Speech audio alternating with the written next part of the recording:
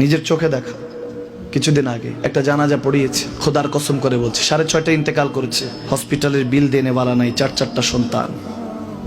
অ্যাম্বুলেন্সে ঘরে ঘরে আসবে, 1000-1200 টাকার বিল দেনেওয়ালা নাই। কি বুঝলেন? ক্ষণস্থায়ী দুনিয়া।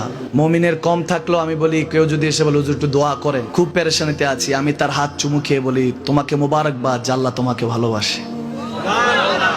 পেরেশানি তো মালিক দেয়, এই জন্য এটা রহমত মুমিনের জন্য। পেরেশানি দেয় যখন ফেরেশতারা বলে আল্লাহ চাইতেছে চাইতেছে, টাকা পয়সা চাইতেছে, বলে এটা কি? বলে ফাসেক, দে বিদায় কর, বিদায় কর। তার চাওয়া আছে, বিরক্ত লাগে, বিদায় কর, কি লাগে দে। আল্লাহ 10 কোটি দিয়েছে, 100 কোটি দিয়ে বিদায় কর।